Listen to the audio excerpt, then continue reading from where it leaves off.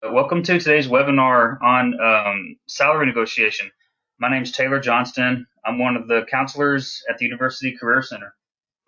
This webinar was created with the thought of introducing you to the critical components involved in salary negotiation. Many of you may not have had the opportunity to negotiate an entry-level salary offer because for most entry-level candidates, the salary may have already been set in stone and there's no room for negotiating or bargaining. But others of you, especially those who have a lot of relevant experience and multiple job offers, may find yourselves in an excellent position to negotiate. We don't want to set up the idea that you should negotiate just to be negotiating because employers can see right through that stuff. We're suggesting that you negotiate when you have a reason, a very compelling reason. Our objective for this session is to introduce you to the critical factors that are involved in all salary negotiation. We also want to highlight and review the typical paid and unpaid benefits that come into play once you have accepted your offer. Many of you have probably heard employers refer to total compensation packages. That means that they're not just looking at your annual salary, but also considering how much your benefits are worth. Sometimes employers give you one number and it represents both. So just be aware of what total compensation means, which it's the annual salary plus the benefits. So the slides you're about to see have limited information, so I suggest that if you want to have a piece of paper and take some notes. So let's get started. So did you know that you are really negotiating all the time? Think about it. If you're a middle child and you've negotiated up to your older siblings and down to your younger ones, practically everything you want is owned or controlled by someone else. Rarely ever does the value of something go down through negotiating. However, there are three critical factors associated with negotiating salary, and these are power, information, and time. Let's take a closer look at these three critical factors. Before going into a negotiation, you must learn the real power factors. What is your power over the other side of the table? All negotiation is about power. Because there are always power imbalances in a relationship, negotiation goes on all the time. No matter what your overall approach to negotiation, you may need to consider the nature of power. Remember that the power in the relationship will influence the negotiation process. As a candidate for a position, you may not know it, but you have an awful lot of power. Negotiation requires gathering information, planning your approach, considering alternatives and viewpoints, communicating clearly and specifically, and making decisions to reach your goal. Understanding your strengths and resources, being able to respond to the needs of the other party, and knowing your competition enables you to assess your bargaining position more accurately and with a lot more confidence. And timing is also important. Remember that the best time to negotiate is after a serious job offer has been made and before you have accepted it. Once you're clear about the initial offer, you can express interest and even enthusiasm, but ask for more time to consider the job offer. The key message here is not to make an impulsive decision. Okay, so do your homework, research, and have facts to back up your negotiation plans before it's time to negotiate. For national economic information, utilize websites like the Bureau of Labor Stats, the U.S. Department of Commerce, and the U.S. Bureau of Economic Analysis. For more localized information, use state websites and the City Chamber of Commerce sites. It is good to have both a big picture outlook and a more focused idea of the specific region or city. Important information that you want to know is whether local businesses are expanding or contracting. In addition, look at the jobless rates in that area. If you're moving to an area with your family in tow, you may have a spouse or teenagers that will also be seeking employment. This type of information is usually discerned through the business section in the local newspaper. Also, be aware, if there are only one or two large employers in the area, economic growth will be closely tied to the stability of those two places. So look at current trends in housing prices in those areas.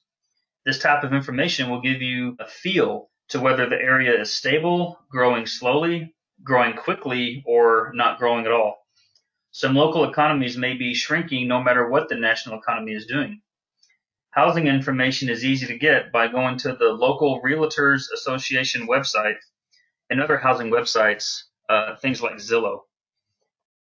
One other area you want to investigate is the demand for your specific knowledge and skills. So, for example, if you're an accountant who wants to work for a large company, you'll probably will not be seeking positions in a rural region. If you choose to locate in an area that does not have a high demand for your knowledge, skills, and education, you may find yourself underemployed and definitely making less than you could in other areas. You'll want to gather as much information as possible about the prospective employer. Investigating the prospective employer should be done before, during, and after the application process, but before the interview. Don't wait until you're offered a job to discover that your company's profitability is very unhealthy. With publicly traded companies, it's very easy to get this information. You can look at their annual reports for the last 3 to 5 previous years. You can also look up information by utilizing Vault Career Intelligence through the University Career Center website. Vault has gathered lots of information into one place, and it's easy to access and utilize this data. Follow the instructions for our website to log into Vault. For privately held companies, it will be much more difficult to gather information. Look for press releases about the company, or you might want to utilize LinkedIn to identify people who work for that company so that you can connect with them and ask them for information. Or utilize your own network to identify people who are knowledgeable and can provide current information about the economic state of that company. It's also very important to know where the company is in the business cycle. Is it a startup company? Is it growing? Is it stable? Is the company in need of a turnaround? Knowing this kind of information is very important to the negotiation process. Companies in need of a turnaround may desperately need your education, skills, and knowledge, but will they have the money to pay what you're worth? Are you willing to take a risk on a company that is not as stable as others? Startups may be more risky than an established company that needs a change in management or reorganization. Earlier in the webinar, we mentioned that time was a critical factor in the negotiation process. Consider the hiring manager and his or her needs. How quickly does he or she need to fill that position? What kind of authority does the person involved in the negotiation have? So think of it like this. You're going in to buy a new car, and the salesman draws up the contract and hands it over to you to sign. You look at it and say the price of the car is too high, and you're only willing to spend a certain amount of money. The salesman then has to go back to the sales manager and gain approval for the new price. The salesman was not in the decision-making role. So now back to our situation. You want to be sure to find out if the person you have established a relationship with is the person who can make the decision in the negotiation process, or does he or she have to get permission from someone else? The negotiation process will certainly take a lot more time, so know your time window as well as theirs. If you have done your research, you know whether your request is viable or not. Consider the size and health of the company. Have they been laying people off recently? Again, are they a startup? Are there plenty of applicants out there with your same skills who could gladly fit in the position at the rate that's been offered? In order to make a case for your salary goal during negotiations, you'll need to highlight your skills and knowledge that will have a positive impact on and contribution to the prospective employer. There are many factors that impact your decision in accepting or rejecting a job offer. First, there may be more opportunity for growth, education, and upward movement in one company than another. Second, there may be additional benefits that outweigh the lower salary. These factors must be analyzed in order to make an appropriate decision. As an example of data you need to gather and analyze, think about the number of opportunity or job offers that you have. If you have been looking for a job for several months and have utilized the University Career Center to polish your resume and interviewing skills, you should have multiple interviews. But if you are in a narrow niche market or in an area with limited opportunities, you may not have as many opportunities, and you'll need to keep that in mind during negotiations. Emphasize your technical expertise, unique knowledge, and skill set. Know the level of competition for that job. Of course, you are the best candidate, the most knowledgeable, but you must know how to present that information not only to yourself, but also the competition so you can get ahead of the competition. It is good to have an idea of the number of candidates for a position. There are hundreds of qualified candidates applying for this position. Are there 5 candidates for the job? This information is really important, and you may not know exactly, but you can make an informed guess as to the number of candidates based on the geographic location and local and state economic factors. Do you have the resources, the financial depth to negotiate for weeks or months before beginning work? Most of us do not have those resources, and students graduating from universities probably have fewer financial resources than candidates who are a few years into their careers. Do you have a network that is deep enough and broad enough to help you out? This is where networking events, things like conferences and professional media networks such as LinkedIn can really help you. But you must develop relationships, not just ask for a job and search help and never return the favor. People need to feel that they are helping others, but they do not want to feel that they are being taken advantage of. Think in terms of risks that accompany the job offer. Will the job require relocating? Is the company stable? Is this offer an opportunity for growth in your career, or do you think it'll be a dead end? Specific answers to these questions may not be easy to find, but you'll be able to take the information you've gathered to make an informed decision. So, for example, to know the overall outlook for the company and the region. You know if the company is one that your peers and colleagues would like to work for. That leads you to understand that there will be many qualified candidates. A good, solid overview of the company, city, and state can be found through newspaper articles, press releases, and online resources previously mentioned. We've all heard that getting a job is a numbers game. The more jobs applied for, the more interviews, leading to more offers. So having lots of options, multiple job offers, start months before you're in position to negotiate salary. But if you've done the part of the process correctly, you'll have more than one offer. Know your worth and be able to articulate that information to the hiring manager. You want to sound confident, but not cocky. Be absolutely professional in all your dealings with every company and every representative of that company, from everybody from the parking lot attendant all the way up to the CEO. Keep a few cards in your sleeve. You're in a better position to negotiate when you have a lot more other offers. You're not required to tell the employer that you also have these offers, but if they ask, you can feel free to tell them. So here's some things to remember. When you present information regarding the research you've done on your market value, you do not have to cite specifically where you got the information. And number two, it's imperative that you know how to sell yourself and cite your uniqueness. You must tell the interviewer how you differ from the other candidates. And three, create a negotiation vocabulary and practice it frequently. So here are some examples for you to get comfortable with. These are little phrases like, does that seem acceptable to you? Or would it be possible if? May I offer an alternative? I understand where you're coming from, however, or I'm afraid I had something different in mind, or I will have to get back to you. Remember, earlier in the webinar, we mentioned the concept of total compensation and what that means.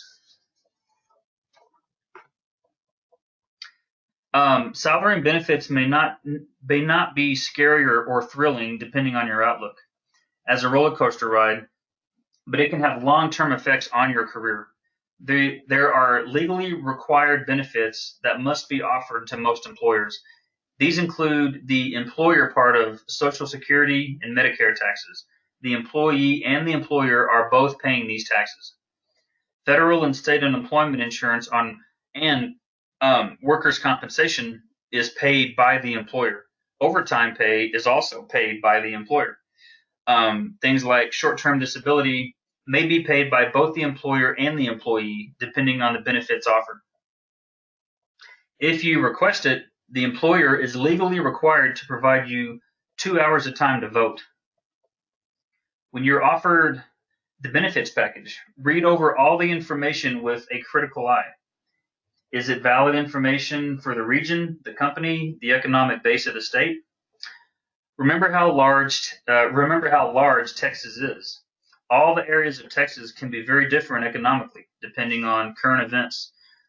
For example, some areas are in a cynical boom and bust, whereas the oil industry and events um, taking place in a world halfway away.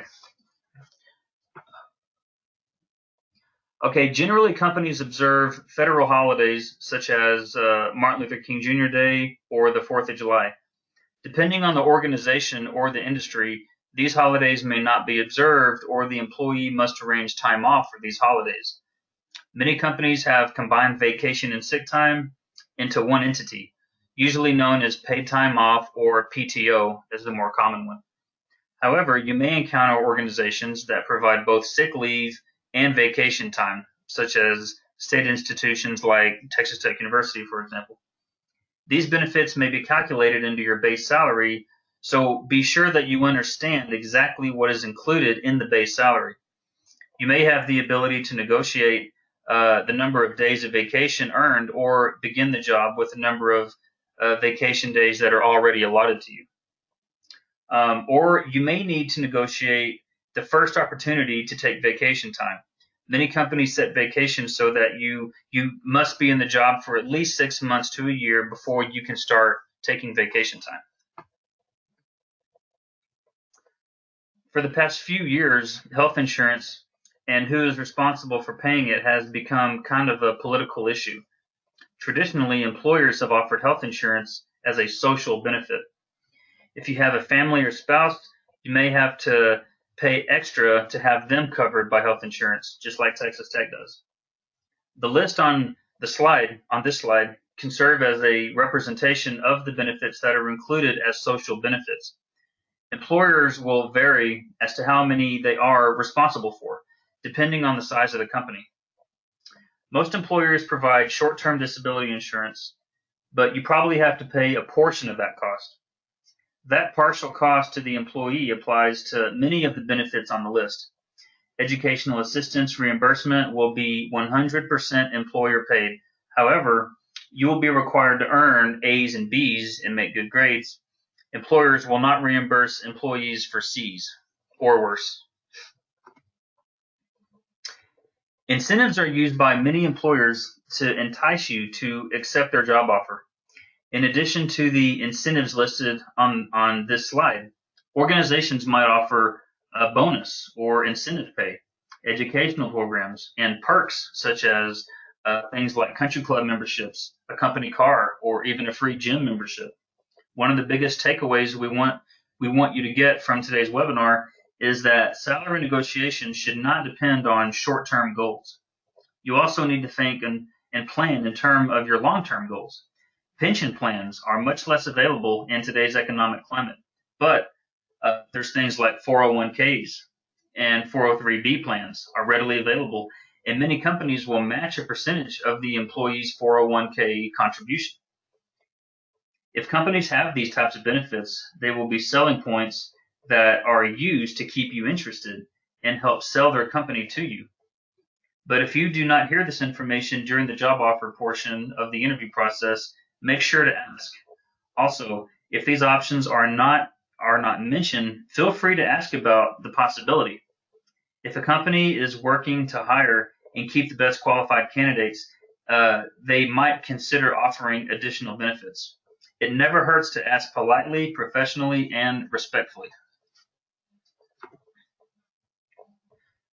Throughout this webinar, we discussed critical factors involved in negotiating salary and benefits during the job search process. We also highlighted typical benefits and discussed who pays for each benefit. We discussed the information you'll need to gather in order to make an informed decision during the salary and benefit negotiation process. This data includes company stability, current and future economic climates, regional factors, and the worth of your education, skills, and experience.